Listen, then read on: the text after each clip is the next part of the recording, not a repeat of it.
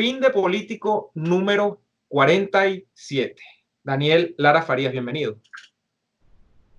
Está silente hoy, claro, cómo no estarlo con tan maravillosa copa de vino que se llama Viñas El Vero. ¿Cómo se llama?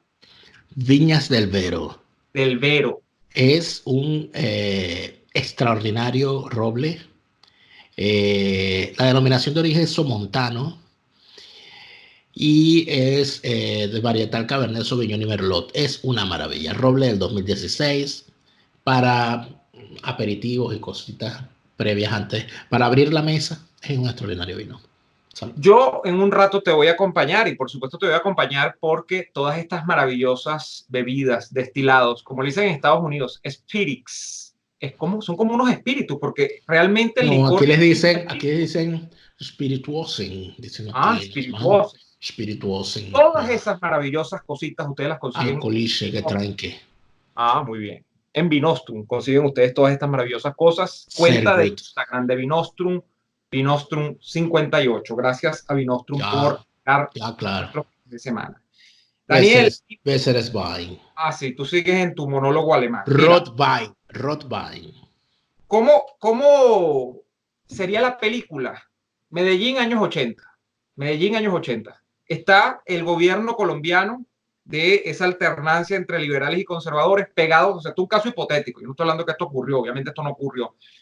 El gobierno colombiano es forzado contra la pared por el cartel de Medellín, de Pablo Escobar, y porque Pablo Escobar quiere ser presidente de la República, que quiso ser, eso sí es verdad. Pero bueno, él llega más lejos y está casi a nada de ser presidente de la República. Pablo Escobar, por los Estados Unidos, por la justicia norteamericana y por la colombiana, tiene las connotaciones que todos sabemos que tiene, que es un narcotraficante y todo lo demás. Bueno, llega un momento en el que está tan acusado que él dice, no, yo tengo que ser presidente. Y entonces el gobierno colombiano se sienta y se pone a pensar, oye, voy a las elecciones y permito que Pablo Escobar sea candidato presidencial. Permito que el cartel de Medellín tenga una tarjeta electoral dentro de la boleta electoral colombiana, porque hay que negociar, porque no hay otra alternativa.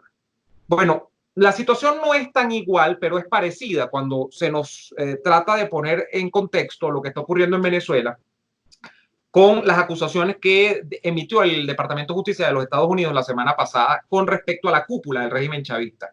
Y te digo esto porque, Daniel, antes de que esta película saliera al ruedo y de que saliese al ruedo la película mundial de la pandemia, que por supuesto condiciona no solo el cuadro político, sino medio económico, de lo que quedaba la economía en Venezuela, cultural, todo, social, la gente está reservada a sus espacios privados temporalmente.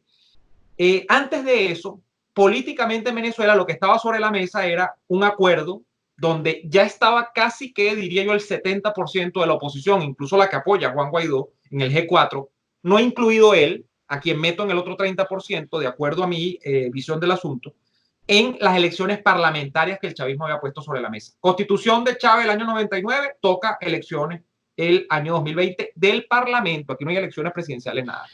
Frente a eso, que es una realidad política, ya Capriles había dicho, horas antes de que saliese este pronunciamiento del Departamento de Justicia, hay que atender a los hechos políticos reales, como él es un realista político, o sea, él es un hombre de la realeza y del realismo político.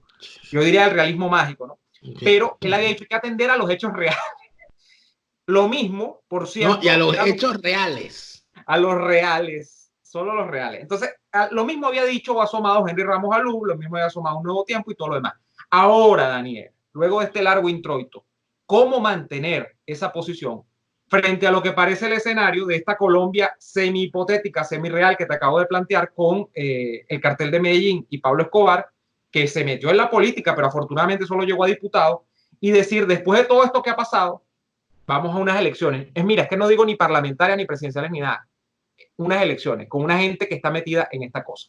Es complicado, ¿no? Es complicadito. Es complicado, pero no es inédito, porque en Colombia no es hipotético. En Colombia ocurrió. En Colombia ocurrió de distintas maneras. Pablo Escobar es electo y, por supuesto, el escándalo fue suficiente. Escándalo que, por cierto, como nota al pie, no se referían solamente al tema de que un narcotraficante, que ya era reconocido como tal, llegara al Congreso, sino que recuerda cómo es la política en Colombia, ¿no? O sea, en Colombia ya en aquel entonces eran los dos grandes bloques, los conservadores, los liberales, y el que es liberal, y puede haber distintos tipos, el que es conservador, puede haber distintas alas, pero es una política que está circunscrita a grandes familias vinculadas al poder económico y, por supuesto, un poder económico que es profundamente, o al menos originalmente, con vinculaciones agropecuarias. Terratenientes primero, grandes empresarios después. Los grupos económicos, las grandes familias, en todo ese escenario que se critica muchísimo, se dice, bueno, en Colombia la política de las oligarquías. Bueno, esa política de las oligarquías fue el antídoto para que Pablo Escobar no se convirtiera en lo que hoy en Venezuela se han convertido Nicolás Maduro y el chavismo. Porque al no ser un componente de esas oligarquías que sí, que controlan el poder en Colombia, al no ser, si Pablo Escobar hubiese sido Pablo Santos, Pablo Vargas Lleras, Pablo Lleras Camargo, Pablo Miquelsen, Uribe, ¿verdad? Cualquier cosa de esas, Santos. Los Santos son los más. Bueno, quién sabe qué gallo estuviese cantando. Pero Pablo Escobar era un completo y absoluto outsider y era muy fácil derrotarlo en la arena política. Y en efecto así ocurrió.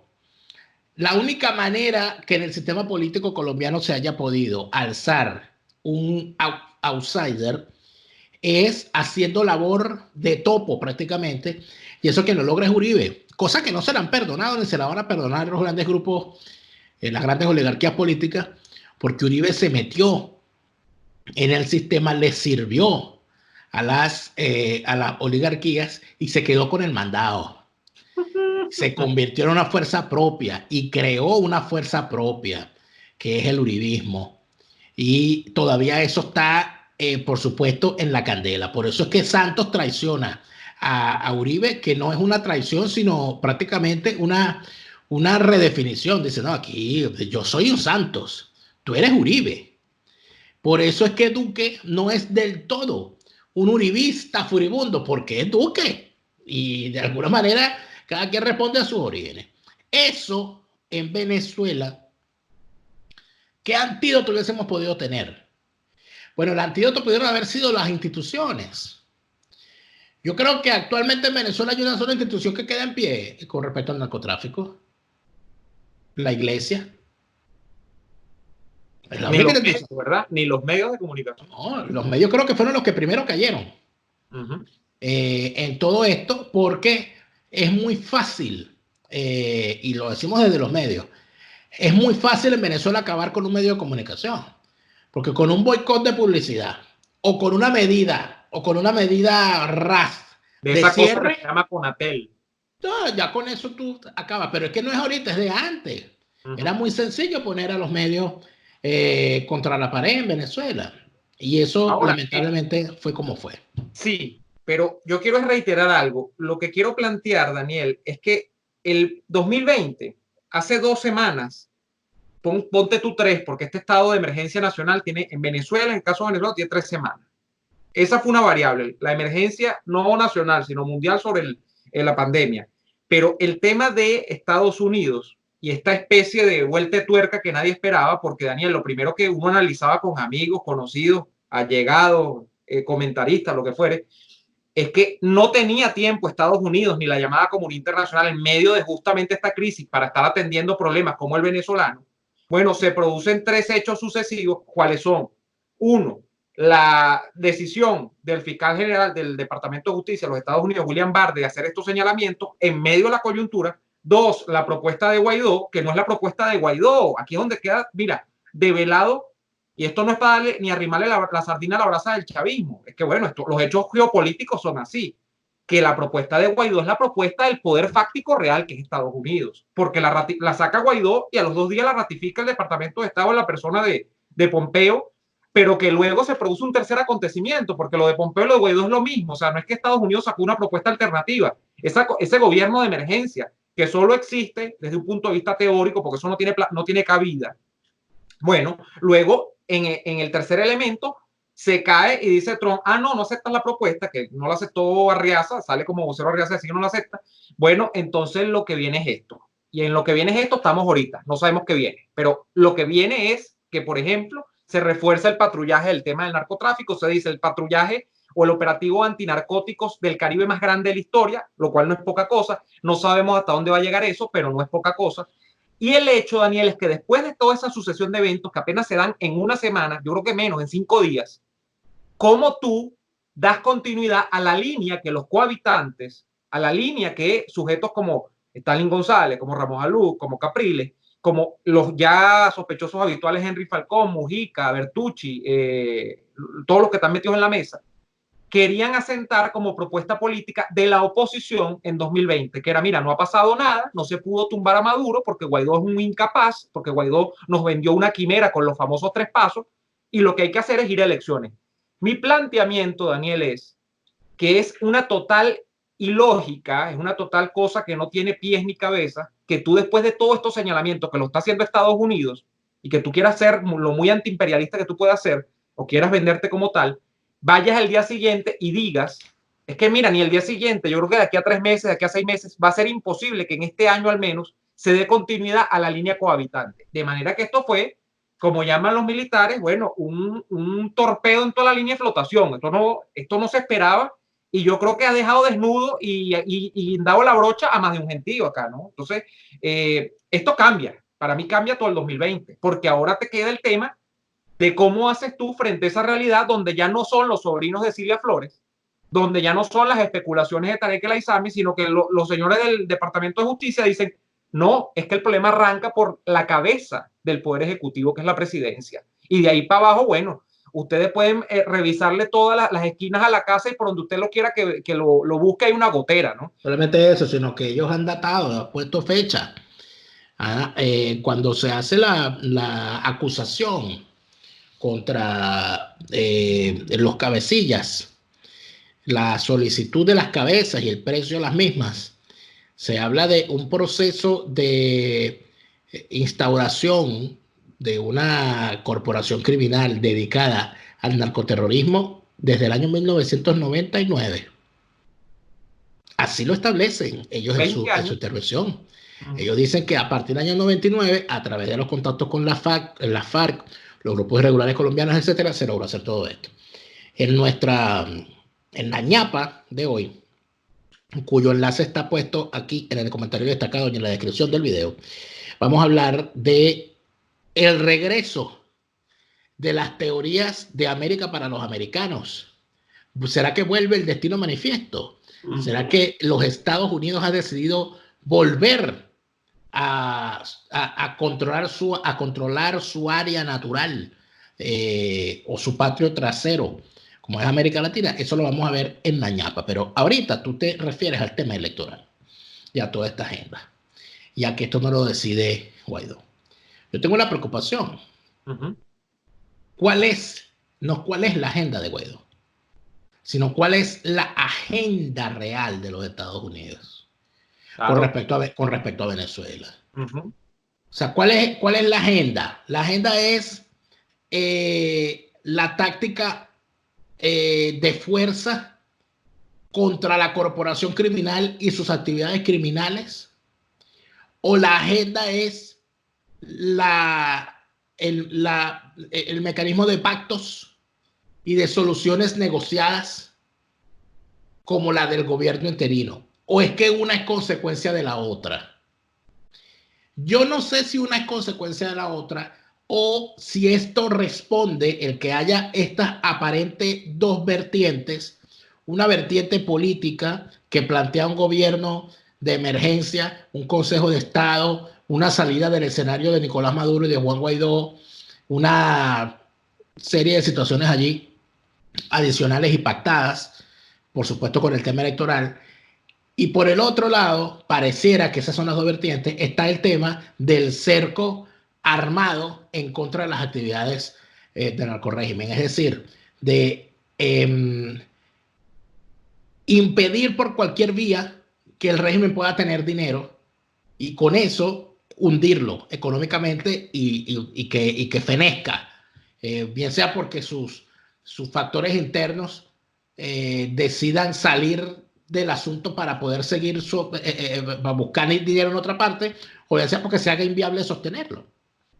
Claro, porque Daniel, si tú has dicho, y eso yo se lo leí, yo creo que lo comentamos alguna vez en alguno de estos programas que hacemos, había una propuesta de un ex asesor del Departamento de Estado, que en estos momentos no sé si era Humayer o era el propio Roger Noriega, que decían que si tú has caracterizado a el Estado venezolano en manos del chavismo como un narcoestado, se supone que ese Estado ha comenzado a depender en buena parte financieramente del narcotráfico. Entonces, si tú has caracterizado eso, no estamos diciendo que esa sea la única actividad de dependencia, pero que en alguna medida importante depende de eso.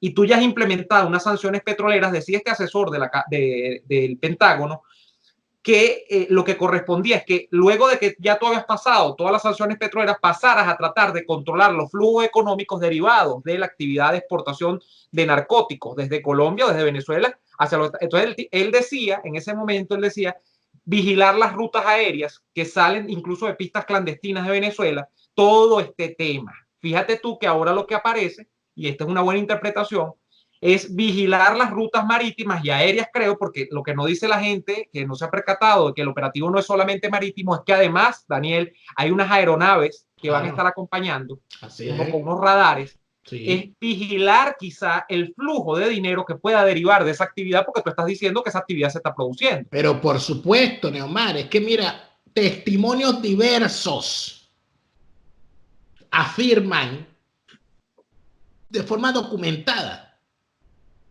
que el oro que se saca del arco minero, las transacciones se hacen en efectivo en territorio venezolano. Llegan las aeronaves que se van a llevar el oro con cargamentos de euros en efectivo, se entregan los euros en efectivo y se monta el oro, se va el avión y se van los camiones con el efectivo. Eso además de eso, otras cosas, que recuerda que la gran mayoría de los países, incluidos los Estados Unidos, vigilan sus aduanas para el ingreso, no para la salida. O sea, también vigilan para la salida, pero digamos que no es lo fundamental. ¿Por qué? Porque toda exportación beneficia a un país. Por lo tanto, bueno, que exporten, y no importa.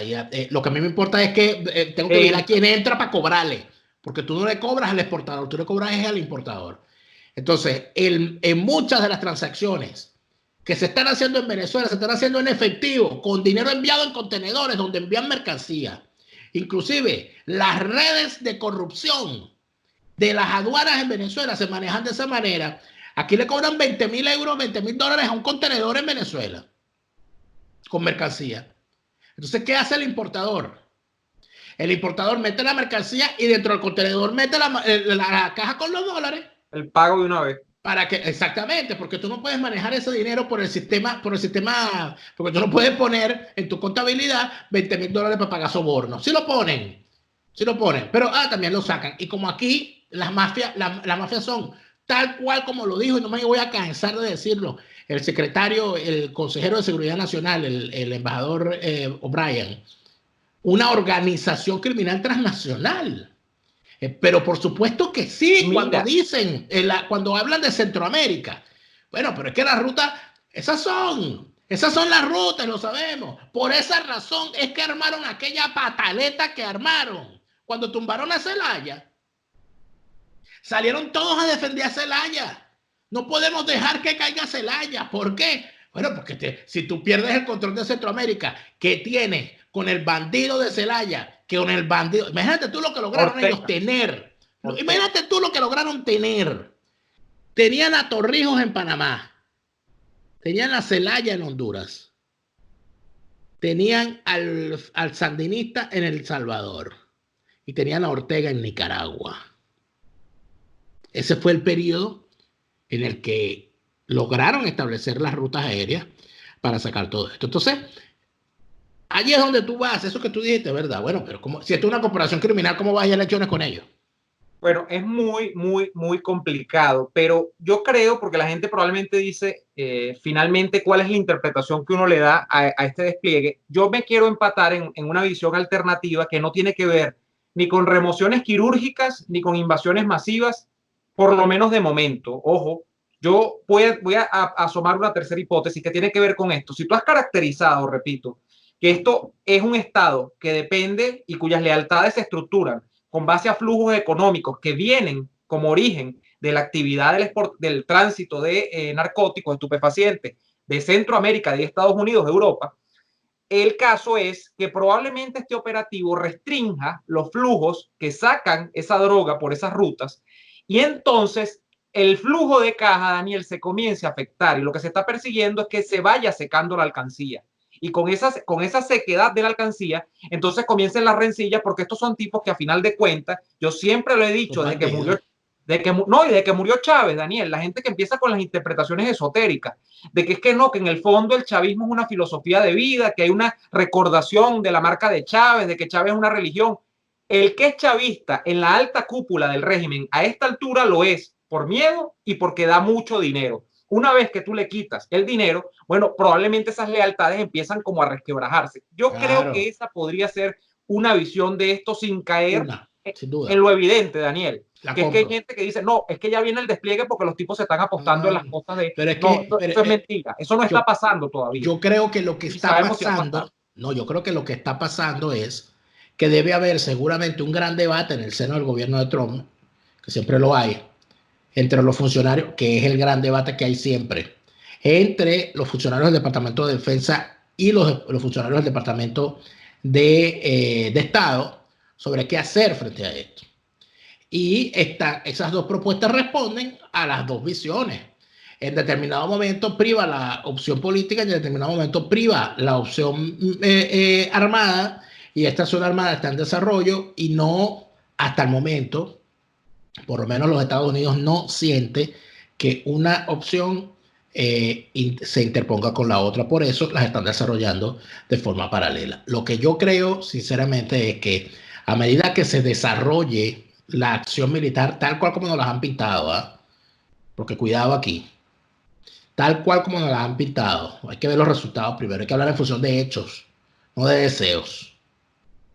Cuando empecemos a ver las acciones, cuando se empiecen a ver los decomisos, cuando se empiecen a ver que se caen, porque aquí se habla de, bueno, de que le van a quitar el dinero, bueno, pero es que, ¿y de qué se trata esto? No se trata de que van a agarrar un barquito con unos reales, no, se trata de los bancos, se trata de los mecanismos que utilizan para lavar, se tratan de los testaferros, de los manejadores de la plata, de los operadores financieros, de las empresas fachadas, de los paraísos fiscales. De eso es de lo que se trata. Vamos a ver cómo va esto y cómo van cayendo, ¿no? Y a medida que vayan cayendo, empezaremos a ver cuál es la reacción del chavismo frente a esto. Ya la ha anunciado Diosdado, ha anunciado una. Yo creo que es arremeter contra la gente y lo están haciendo y es normal en ello. Yo lo que creo es que frente a todo esto, lo que está haciendo los Estados Unidos con estas acciones no es una invasión clásica o una intervención clásica, no, sino es todo lo necesario para evitar una intervención clásica. Hasta ahora. Exacto. Es decir, quitarle el agua al pez. Exacto. Y evitar ya el petróleo, tener una intervención. Vuelvo a eso, Daniel, exacto. Ya el petróleo cumplió una fase que está cumplida, la verdad es que está cumplida esa fase. De hecho, hay un tema incluso con Chevron por allí, pendiente de lo que puede pasar. El tema de Rosneft que cambió de manos, pero en realidad sigue operando, lo que pasa es que ahora es interpuesta persona, como se dice. El tema petrolero se ha hecho. Entonces yo creo que estamos en otra fase. Si el petróleo era una fuente de financiamiento, bueno, y se ha dicho que la otra fuente de financiamiento más importante es la de los narcóticos, ¿cómo atacamos los narcóticos? Y por ahí estamos. Gracias a toda la gente que nos apoya en patreon.com, patreon.com/neoadolfo. Es mi cuenta, la de Daniel es patreon.com/delaraf. Así nos apoyan para que podamos seguir creciendo y haciendo más contenido para ustedes, tanto en nuestras cuentas de Patreon como en nuestras cuentas, en nuestros canales de YouTube. Allí nos pueden apoyar con una mínima contribución. Además, este programa, que es como que uno de los reyes de cada una de nuestras plataformas, ustedes lo pueden ver en Early Access, tanto en la cuenta de Daniel como en la mía, ¿Qué si es eso ustedes de se Early Access? suscriben. Vamos a hablar en español a la gente. Si usted se suscribe al Patreon de Neomar o a mi Patreon o a los dos, usted puede ver antes que todo el mundo, usted puede ver este contenido los viernes, que es cuando nosotros los montamos, ¿ok? Usted puede ver este contenido calientico, recién sacado, recién grabado el viernes. Y puede, por supuesto, enterarse de todo eso. Y lo más importante, puede interactuar con nosotros de forma directa y enterarse de algunas cositas adicionales. Eso es así. Además, gracias por suscribirse a nuestros canales, el de Daniel, cuyo video complementario, la segunda parte de este programa, la ñapa, queda acá abajo en la descripción. Les dejo el enlace. Les digo además que nos vemos en la próxima y bueno, muchas gracias por estar allí. Nos vemos en la ñapa y nos vemos en la próxima.